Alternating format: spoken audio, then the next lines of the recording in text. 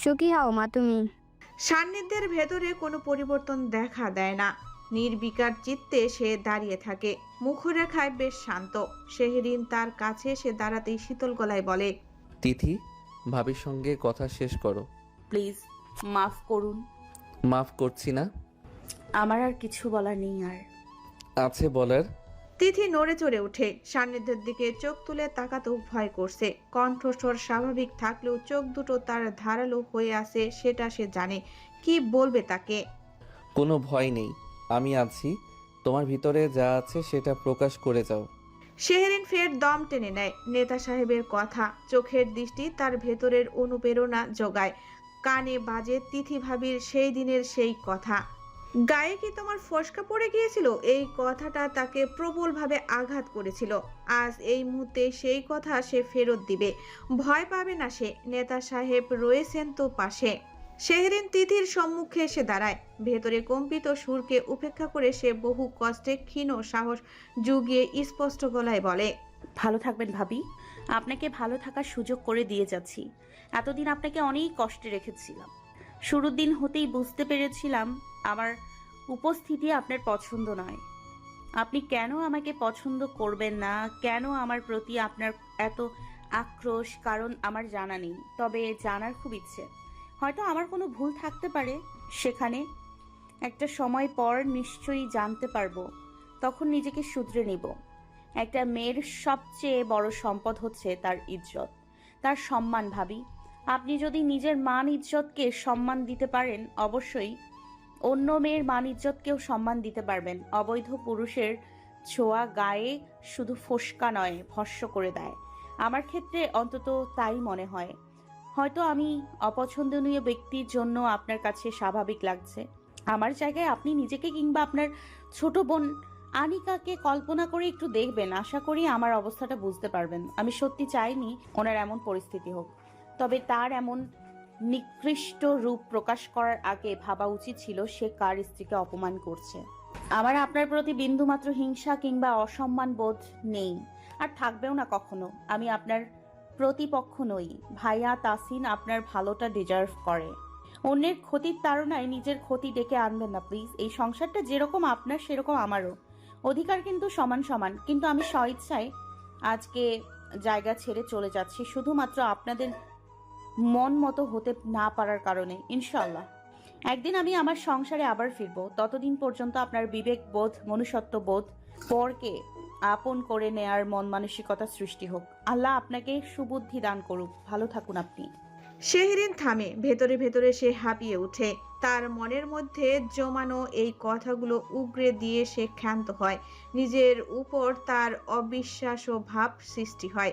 এই কথাগুলো তার আদৌ মনের মধ্যে ছিল কিনা জানে না। তবে তিথিভাবির মুখের দিকে তাকিয়ে কথাগুলো তার আপনা আপনি বের হয়ে গিয়েছে। সান্নিধ্য সন্তুষ্ট চিত্তে তাকায় শেহরিনের দিকে। সবাইকে স্তব্ধ মূর্তি করে দিয়ে অগ্রসর হয় বাসা হতে বের হওয়ার পথে। তবে বিদায়ী এ যাত্রায় দেখা হয় না প্রিয় দুটো মানুষের সঙ্গে, সানজি এবং তাসিন। সানজি এখনো পঞ্চগড় হতে আসেনি। তানিশার কাছ থেকে হাওয়া বদল, মন বদলের চেষ্টায় আছে। অন্যদিকে তাসিন আছে স্কুলে। দুটো মানুষ যখন সুখ নিবাসে তাদের অতি আদরের মুখটা দেখতে পাবে না, জানা নেই কেমন প্রতিক্রিয়া হবে। মিসেস নাজনীন এবং তিথি একই স্থানে স্থির হয়ে দাঁড়িয়ে থাকে। সান্নিধ্য মায়ের হতে বিদায় নিলেও আসে না তার হতে কোনো প্রতিউত্তর। নির্বাক নিরুত্তর সে। শক্ত মুখরেখায় চোখের পাতা ফেলতেও যেন সে ভুলে যায়। দুটো গাড়ি ইতিমধ্যেই অ্যাপার্টমেন্টে পৌঁছে গিয়েছে। কিছু নিবে না করেও অনেক কিছু নিতে হয়েছে। গ্যারেজ হতে গাড়ি বের করতেই মুখোমুখি এসে থামে আরও একটা গাড়ি। সান্নিধ্য তৎক্ষণাৎ গাড়ি থামিয়ে গ্লাস নামিয়ে ভ্রু কুঁচকে তাকায়। সেই সাথে শেহরিনও বিষণ্ণ মনে তাৎক্ষণিক পিছু ফিরে যায়। গাড়ি হতে বেরিয়ে আসে অন্বেষা। হাতে তার কালকের মতো আজকেরও খাবারের ব্যাগ। নিশ্চয়ই দুপুরের জন্য খাবার নিয়ে এসেছে। শেহরিনের অঙ্গার পুড়ে শক্ত হয়ে যায়। এই মেয়েই হচ্ছে সমস্ত নষ্টের মূল। এই মেয়ের উপস্থিতির কারণে আজ তাদের এই পরিণতি। হাই শেরিন। চোখ হতে সানগ্লাস খুলে অন্দর মহলে প্রবেশ পথে অন্বেষা থমকে দাঁড়ায়। সান্নিধ্যের দিকে এক নজর চেয়ে মুখে হাসি টেনে শেহরিনের পানে এগিয়ে আসে। কোথাও যাচ্ছ মনে হচ্ছে? শেহরিন নামও গাড়ি থেকে। সান্নিধ্যের আবারও সেই ধারালো কণ্ঠস্বরে শেহরিন বিভ্রান্ত দৃষ্টিতে তাকায়। মনের মধ্যে আবারও জেকে ধরে ভয়। এই লোক অন্বেষাকে এখন কিছু না বলতে বললে হয়, কারণ অন্বেষাকে বলার মতো তার কিছুই নেই। ভেতরের মানুষ প্রশ্রয় দিলে বাইরের মানুষ সুযোগ পেয়ে আঘাত করবেই। মানতে হবে কেন? নামও বলছি। শেহরিন দ্বিধাগ্রস্ত মন নিয়ে গাড়ি হতে নেমে পড়ে। অন্বেষার মুখোমুখি দাঁড়াতেই সান্নিধ্য নিজে বের হয়ে এসে বলে, কালকে লতার সাথে তোমার কি হয়েছিল? লতা? লতার সাথে আমার কি হবে? ওকে মেরেছো কেন? কিসের ভয় দেখিয়েছো? আশ্চর্য, এসব ছোট লোকের কথায় আমাকে প্রশ্নবিদ্ধ করছো কেন? ওকে মেরে আমি আমার হাত নোংরা করবো নাকি? মেরেছো এটা তো সত্য, অকাম প্রকাশ হয়ে যাওয়ার ভয়ে। অন্বেষা ক্রু হাসি হাসে, তাচ্ছিল্য মাখা কণ্ঠে বলে, সরি, অন্বেষা এসবে ভয় পায় না। আর মারলেও সমস্যাটা বা কি? ওসব কাজের মেয়েদের 2-4টা মার এমনি পাওনা থাকে, ধরে নাও চামচাগিরের ফল। সান্নিধ্য দু হাত পকেটে ঢুকিয়ে শেহরিনের দিকে তাকিয়ে বলে, কালকে লতাকে অন্বেষা চর বেড়েছে। আমার মনে হয় তোমার কিছু করা উচিত। শেহরিনের মুখ লাল হয়ে উঠে রাগে লতাকে মারার কথা শুনে। সবাই একজোট হয়ে তার বিরুদ্ধে নেমেছে যেন। অন্বেষাকে শুরু হতেই অপছন্দ তার। গায়ে পড়া স্বভাবের মেয়ে, কথায় কাজে মায়াজাল বেছানোর চেষ্টায় থাকে। কোন সাহসে সে লতার গায়ে হাত তোলে? তোমার আসলে উদ্দেশ্যটা কি বলবে? আমার পিছু লেগেছো কেন? আর যদি আমার সাথেই তোমার বোঝাপড়া হয়ে থাকে, তাহলে লতার গায়ে কেন হাত তুলবে? বিকৃত মস্তিষ্ক তোমার। কুল কুল শেহরিন, চামচার গায়ে আজ পড়েছে জন্য কষ্ট পাচ্ছ বুঝি? তিথি ভাবিকে ভাইয়ার কাছে খারাপ করার জন্য এত উঠে পড়ে কেন লেগেছ? হিংসা হয়? শেহরিন রাগে দগ্ধ হয়ে সান্নিধ্যের দিকে তাকায়। সান্নিধ্য ঘাড় নাড়িয়ে বলে, দাও। ভয় করে? ভয় নেই, আমি আছি। সান্নিধ্যের একটা কথাতেই শেহরিন লম্বা করে শ্বাস টেনে নেয়। দীপ্ত চাহনিতে সরাসরি ঠাস করে একটা চর বসিয়ে দেয় অন্বেষার গালে। আচমকা গালের উপর জোরদার আস্তরণ পড়তেই অন্বেষা হতবিলম্ব হয়ে পড়ে। বিস্ফোরিত নেত্র ছুঁড়ে তাকায় শেহরিনের দিকে। How dare you! চুপ, একদম চুপ, বেয়াদ্দব মেয়ে। লতার জুতার সমানও তুমি নও। লজ্জা করে না প্রতিদিন এই বাসায় এসে কুটনামি করতে? হোটেল থেকে খাবার এনে নাম ফুটিয়ে যাও। কিছু বুঝতে পারবো না ভেবেছো? তিথি ভাবি, আমাকে যেভাবে খুশি হাত করো, আমার কিছু যায় আসে না, বাট আমার স্বামীর দিকে নজর দিলে চোখ তুলে ফেলবো বলে দিলাম। অন্বেষার রাগে ফুঁসতে ফুঁসতে শেহরিনের কথা হজম করে নেয়। গালে হাত রেখে পরপর দুজনের দিকে নজর বুলিয়ে চলে যায় অভ্যন্তরণে। সান্নিধ্যের ঠোঁটের কোণে ক্ষীণ হাসি ফোটে। তার রণমূর্তির ধারণকারী অর্ধাঙ্গিনীকে মাথায় হাত বুলিয়ে দিতে দিতে বলে, ম্যাডাম ঠান্ডা হন, আজকের জন্য যথেষ্ট হয়ে গিয়েছে। শেহরিন কয়েকক্ষণ চুপ থাকে, অতঃপর ঝাঁঝালো কণ্ঠ ঝেড়ে নির্জীব স্বরে বলে, আমি কি সত্যি শেহরিন? এ আমি কি করে চলেছি? আপনি আমাকে কি শেখাচ্ছেন নেতা সাহেব? 3 ক্যাটাগরির মানুষের সঙ্গে 3 রকমের প্রতিবাদ করা শিখালাম তোমাকে। এটা সারা জীবন ধরে রাখবে। কাদা মাটি থেকে এঁটেল মাটি হতে শেখো। মানুষ তোমাকে ভাঙতে পারবে না, নিজের মতো গড়তে পারবে না। তুমি তোমার মতো চলবে, তোমার মতো বাঁচবে। তোমার পিছনে আমি আছি। You are not responsible for meeting everyone's expectations. Let them be disappointed. Who cares? Raozan উপজেলার চুয়েট সংলগ্ন কনকট যারা অ্যাপার্টমেন্টের দ্বিতীয় ভবন করা হয়েছে নির্ধারিত। শেহরিন সান্নিধ্যের নতুন সংসারের যাত্রা মূলত এখান হতেই শুরু। মোট 6 তলা ভবন, নিরিবিলি এবং অধিক সিকিউরিটির সিস্টেম থাকায় সারপ্রাস এই ভবনটাকেই সিলেক্ট করেছে। এখান হতে চুয়েট গেট স্পষ্টত দেখা যায়। বিশেষ করে শেহরিনের জন্যই এদিকটায় আসা, নয়তো নাসিরাবাদ কিংবা জিসি মোড়ে যে কোনো একটা অ্যাপার্টমেন্ট ঠিক করা হতো। সুখ নিবাস হতে আসার সময় প্রয়োজনীয় জিনিসাদি গোছানোর প্রায় শেষ। সেই সাথে আনা হয়েছে নতুন বেশ কিছু ফার্নিচার। চোখের সামনে সবকিছু নতুনত্বের মরানো। নতুন সংসার, নতুন স্থান, নতুন পরিবেশ। শেহরিনের ভেতরে মিশ্র প্রতিক্রিয়া বয়ে চলছে। কেন জানি স্বাভাবিক হলেও সে স্বতঃস্ফূর্ত হতে পারছে না। বিয়ের পর স্বামীর আশ্রয়স্থল হিসেবে সুখ নিবাসটাই এই 5.5 মাসের যাত্রায় বেশ আপন করে উঠেছিল। অদ্ভুত এক মায়ায় আবশিষ্ট হয়ে পড়েছিল সেখানে। বিশেষ করে তাসিন সানজিয়াপুর সাথে এতটা দূরত্ব কেন জানি তার মন মানছে না। একাকিত্ব জীবন হতে জয়েন্ট ফ্যামিলিতে অ্যাটাচ হয়ে যাওয়ার পর নিজেকে মানিয়ে নেওয়ার হাজার চেষ্টাতেও আজ সে ব্যর্থ। শেহরিন, আপাতত ফার্নিচারগুলো এভাবেই সেট আপ করা হয়েছে। তোমার যদি পরিবর্তন করতে ইচ্ছে হয়, নিজের মতো করে সেট আপ করতে চাও, তাহলে করতে পারো। সারফরাজের কণ্ঠে শেহরিনের উৎকণ্ঠা ভাব দূর হয়। ভাবনার জগৎ হতে বেরিয়ে সে চারপাশে চোখ বুলিয়ে নেয়। সবকিছু কেমন দেখতে দেখতে সাজানো গোছানো হয়ে যাচ্ছে। গ্রে রঙের নতুন সেকশনাল সোফাটার স্থান পেয়েছে ড্রয়িং রুমের মধ্যপ্রান্তে। সামনে মার্বেল টপ কফি টেবিলটা চকচক আয়নার ন্যায় ঝলক দিয়ে চলছে। টিভি ক্যাবিনেটের পাশে রয়েছে মাঝারি উচ্চতার কাচের ফুলদানি। সাদা মেজেন্ডা রঙের মিলেমিশে ডাবল লেয়ারিং পর্দাটা ফ্লোর ছুঁই ছুঁই। নরম বাতাসে মৃদু ছন্দে দুলে চলছে তা। সব মিলিয়ে স্নিগ্ধতায় ভরপুর। সব ঠিক আছে ভাইয়া। মন খারাপ হচ্ছে? শেহরিন নির্জীব চোখে তাকায় সারফরাজের দিকে। ভেজা কণ্ঠ উন্মুক্ত করে বলল, ভাইয়া একটা আবদার করি। আবদার? সিরিয়াসলি?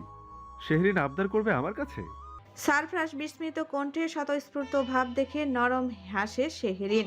এই মানুষটা সাক্ষাৎ দেবদূত। বড় ভাই কিংবা বড় বোনের আদর স্নেহ 22-23 বছরের জীবনে কখনো অনুধাবন করতে না পারলেও এখন সে সেটা নির্দ্বিধায় পেয়ে যাচ্ছে এবং প্রতি মুহূর্তে অবাক হয়েই চলছে। তাসিনকে সপ্তাহে অন্তত একবার কিছু সময়ের জন্য হলেও আমার কাছে রাখতে চাই। এটা আবদার হলো? সময়টা বিবেচনা করলে অনেক বড় আবদার ভাইয়া। ওকে একটু না দেখলে আমার ভালো লাগবে না। সারফরাজ মৃদু হাসে। আশ্বস্ত চাহনিতে তাকিয়ে ভারী গলায় বলে, সানজিকে শুধু আসতে দাও বাসায়। তাসিনের শক্তি হচ্ছে সানজি। ওরা দুজন এক হলে সব অঘটন ঘটে যায়। সপ্তাহে কেন প্রতিদিন এসে হাজির না দিলে হয়? সানজিয়াপুর আসতে কি দেরি হবে? 2-1 দিনের মধ্যেই হয়তো এসে যাবে। ভার্সিটি মিস যাচ্ছে তো। সানজিয়াপুর আগমন বার্তা শুনে মনে মনে খুশি হয় শেহরিন। এতদিনের দূরত্ব, অনেক কথা জমে গিয়েছে। সেগুলো না উগরে দিতে পারলে শান্তি হবে না তার। তবে ভয় একটা জায়গাতেই, সানজিয়াপুর মনের অবস্থা। আল্লাহ জানেন কতটা স্ফুর্ত করতে পেরেছে নিজেকে। পুরোপুরি তো কখনোই সম্ভব না, কেননা যার অন্তরে বিশ্বাস আঘাত তার আঁচড় লাগে তার জন্য দুনিয়া বিষাক্ত হয়ে ওঠে। ক্ষত স্থান হতে ঝরে পড়া এক ফোঁটা রক্ত উথাল সমুদ্রের জলরাশির সমান ভালোবাসাকে স্নান করে দিতে সক্ষম। সেক্ষেত্রে স্বাভাবিক জীবন পা রাখার সময় সাক্ষেপ ব্যবহার। আচ্ছা, আমার একটা আবদার আছে তোমার কাছে শেহরিন। শেহরিন প্রশ্নাক্ত মনোভাব নিয়ে সারফরাজের দিকে তাকায়। নিজস্ব গলা ভেদ করে বলে, জি বলুন। তোমাকে কিছু দায়িত্ব নিতে হবে। দায়িত্ব? হ্যাঁ। কি দায়িত্ব ভাইয়া? সান্নিধ্যকে সামলাতে হবে। এতদিন কাছ থেকে আমি ওকে সামলে এসেছি। এখন যেহেতু দূরত্ব সৃষ্টি হয়েছে, আমার এই দায়িত্বটা তোমাকে নিতে হবে। আমি কিছু বুঝতে পারছি না আসলে। ওনার দায়িত্ব মানে? সারফরাজের স্নেহতর দৃষ্টিতে শেহরিনের জরাগ্রস্ত মুখরেখায় অবলোকন করা যায়। ঠান্ডা কণ্ঠস্বরে স্পষ্ট গলায় বলে, রাজনীতি কঠিন একটা জিনিস। যারা রাজনীতি করে তাদের জীবনটা আরো কঠিন। স্বাভাবিক চোখে হয়তো রাজনীতির বেসিক বিষয়গুলোই নজরে পড়ে, কিন্তু এর গভীরে অনেক কিছু থাকে। তুমি যেটা কল্পনাও কখনো করতে পারবে না, সেটাই রাজনীতিতে হয়। এতদিনে হয়তো বুঝতে পেরেছো সান্নিধ্য কেমন প্রকৃতির মানুষ। সময়ের বিপরীতে চলে, কোনো বাছবিচার করে না। ওর কাছে যেটা ঠিক মনে হয় সেটাই করবে। এতে কেউ মরলে মরুক, বাঁচলে বাঁচুক, সেটাও দেখে না। তবে হ্যাঁ, আমি যতটুকু নিশ্চয়তা দিতে পারি, ও এখন অবধি মনুষ্যত্ব বিক্রি করেনি, ভবিষ্যতেও হয়তো করবে না। ওর মেইন সমস্যাটাই হচ্ছে অতিরিক্ত রাগ। সান্নিধ্য যদি কখনো রেগে তোমার সাথে খারাপ বিহেভ করে, তুমি সরাসরি আমাকে বলবে, আমি ওকে শাসন করব। তবুও প্লিজ ভুল বোঝাবুঝিটা আনবে না নিজেদের মধ্যে। বাইরের জগৎটা ভীষণ কঠিন শেহরিন। অজস্র শত্রুর সঙ্গে লড়াই করে এসে ঘরে থিতু হওয়া, মন মেজাজ ভালো রাখা একজন রাজনীতিবিদের জন্য দুর্ভেদ্য বিষয়। তবুও আমি আমার ভাইকে যতটুকু জানি চিনি, ও তোমার বিষয়ে ভীষণ সেন্সিটিভ। যেটা আমি হয়তো বলেও বোঝাতে পারবো না। এরপরও যদি কখনো কোনো বিষয় নিয়ে সমস্যা হয়। আপনাকে জানাবো। শেহরিনের বুঝদার দৃষ্টিতে সারফরাজ স্বতঃস্ফূর্ত হাসে, শান্ত গলায় বলে, তোমার মধ্যে যথেষ্ট ম্যাচিউরিটি এবং ধৈর্য রয়েছে শেহরিন। আমি চাইবো ওর খারাপ সময়গুলোতে তুমি একটু পাশে থাকবে, জাস্ট মেন্টাল সাপোর্টটুকু দেবে। আমি চাই না তোমাদের মধ্যে কোনো ধরনের বিভেদ সৃষ্টি হোক কোনো কিছু নিয়ে। রাজনীতিবিদদের ন্যায় স্ক্যাম, ফেক নিউজ, প্রোপাগান্ডা বেশি ছড়ে। তোমার সামনে দিনের আলোর মতো যে কেউ ওর বিরুদ্ধে অপরাধ তুলে ধরবে, তুমি দেখবে একদম নিখুঁত সত্য সব কিছু। কিন্তু সেই নিখুঁত সত্যের আড়ালে অনেক খুঁত থাকে, যেটা সবার অজানা। তুমি একটু জাস্ট যাচাই বাছাই করার সময়টুকু রাখবে। ভুল অপরাধ হবেই। রাজনীতি যারা করে তারা কেউই 100% সৎ, নির্ভুল, আদর্শবান হয় না, সান্নিধ্যেও নয়। ও নিজেও সেটা স্বীকার করে। সংসার জীবনে আমি সবটুকু দিয়ে চেষ্টা করব ওনাকে সব সময় পরিস্থিতিতে সঙ্গ দেওয়ার।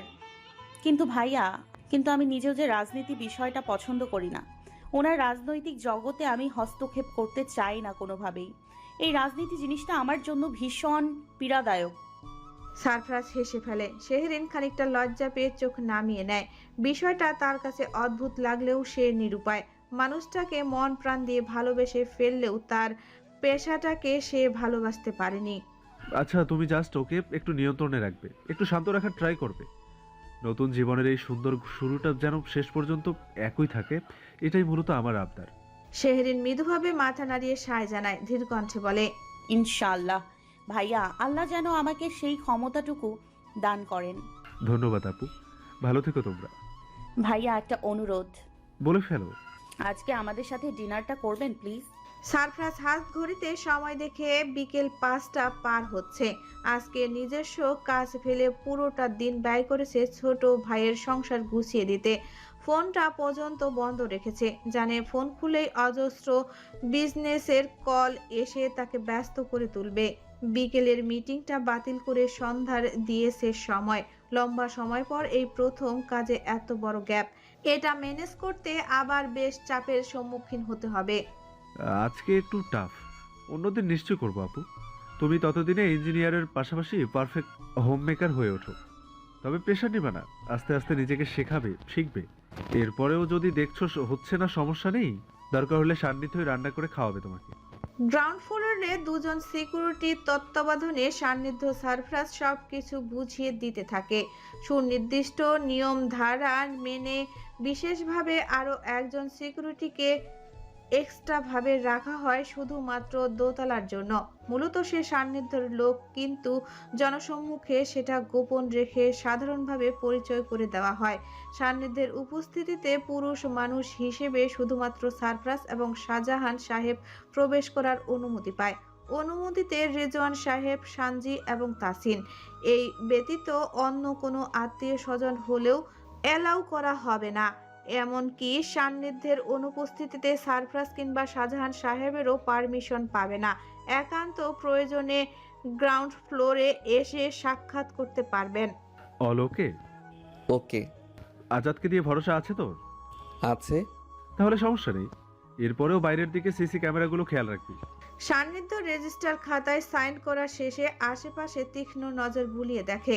অতঃপর দু পকেটে হাত ঢুকিয়ে সারফরাজের সাথে তাল মিলিয়ে মূল ফটকের সামনে এসে দাঁড়ায়। শান্ত স্থির কণ্ঠ উন্মোচন করে বলে, সিসি ক্যামেরা এগুলো কোনো বিষয় না, মূল বিষয় শেহরিনকে সাহসী করে তোলা। ওর যদি সানজির সমান সাহস হয়, এটুকুই এনাফ আমার জন্য। বাকিটুকু আমি নিজেই সামলে নিতে পারবো।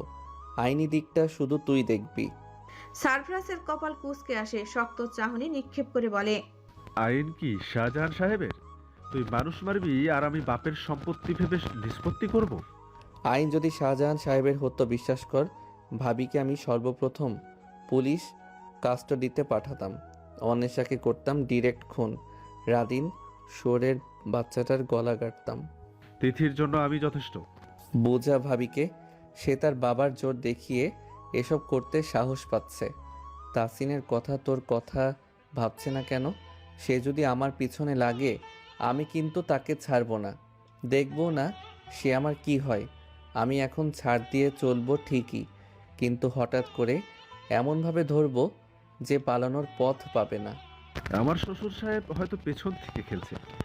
রাজ্জাক সাহেবের ব্যবসায় ধস নামিয়ে দিয়েছিস, এতে তো তারও ক্ষতি হয়েছে। বিজনেস পার্টনার বলে কথা, তিথিকে সেই নিয়ন্ত্রণ করেছে, এতটা ডেসপারেট হয়ে উঠেছে। সাথে আম্মা দিচ্ছে শঙ্ক। সব মিলিয়ে বউ আবার নিজেকে পাওয়ারফুল ভাবতে শুরু করেছে। আমি ভাবছি শুধু তাসিনকে নিয়ে।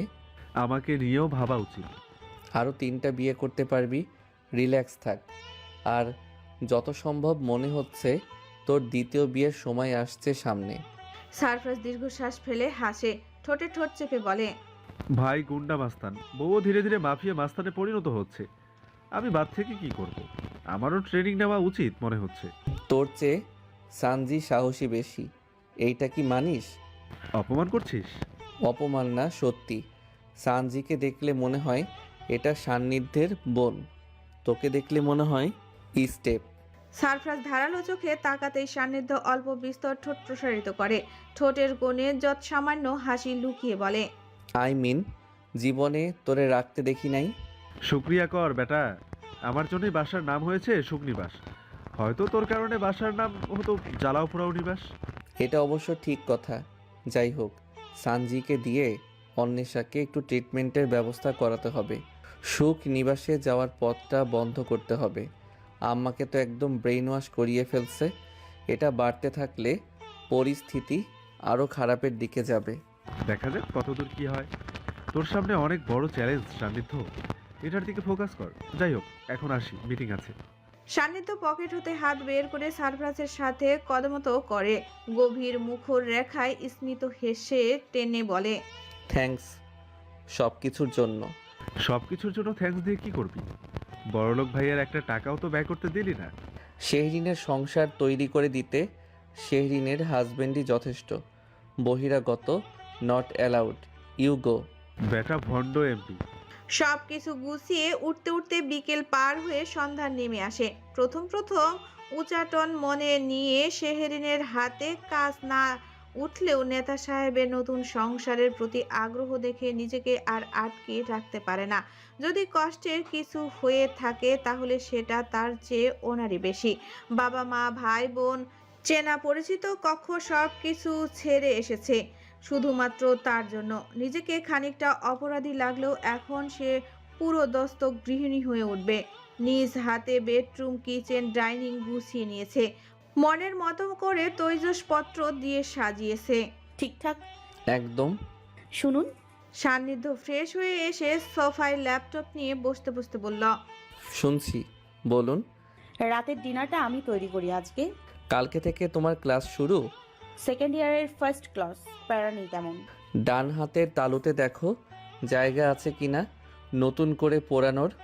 শেহরিনের কপাল ভাঁজ হয়ে আসে, গায়ের ওড়না সে কর্মরত নারীদের মতো শক্তপোক্তভাবে বেঁধে নিয়েছে। কয়েক ঘন্টার ব্যবধানে তার ভেতরে গিন্নি গিন্নি একটা ভাব চলে এসেছে। মনে হচ্ছে সংসারে সবকিছু তার হাতে গড়া। কেমন মায়া মায়া ভাব সৃষ্টি হচ্ছে। চোখ সরু করে সে সান্নিধ্যের সামনে গিয়ে দাঁড়ায়, থমথমে গলায় বলে, শুনুন। শুনছি, বলো। আমার দিকে তাকান। তাকিয়েছি। তাকাননি। একটু দাঁড়াও। শেহরিন নেতা সাহেবের ল্যাপটপের দিকে দৃষ্টি দেখে তেরে ফুরে যায়। সান্নিধ্যের থুতনি চেপে মুখ উঁচু করে ধরে, কড়া গলায় বলে, এই সংসারের মেইন কে? নিঃসন্দেহে আপনি। আমি যেটা বলবো সেটা মেনে চলবে কে? আমি। তাহলে আজকে ডিনার আমি রেডি করব, মানে করব, আর আমি যা রান্না করব আপনাকে সেটাই খেতে হবে। আচ্ছা ঠিক আছে, কিন্তু যদি হাত পুড়ে যায় তাহলে বকা কে খাবে? শেহরিনের ভাস্কৃত কপাল সমান্তরাল হয়ে যায়।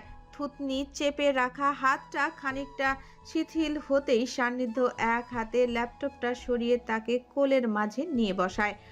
উত্তরের আশায় দৃষ্টি তার নাজুক কামিনীর দিকে রাখতেই শেহরিন কণ্ঠ পরিষ্কার করে বলে, হাত আর পুড়বে না, পুড়লেও বকা দেয়া নিষেধ, কারণ এই বাসার কর্মী আমি। অন্বেষাকে একটা চর মেরেই এতটা সাহস গেইন করে ফেলেছেন আপনি? মনে হচ্ছে একটু সাহস হয়েছে। শেহরিন ঘাড় ঘুরিয়ে তাকায় সান্নিধ্যের পানে, উৎসুক কণ্ঠে বলে, আচ্ছা, নেক্সট ওকে সামনে পেলে আরও একটা চর মারবেন?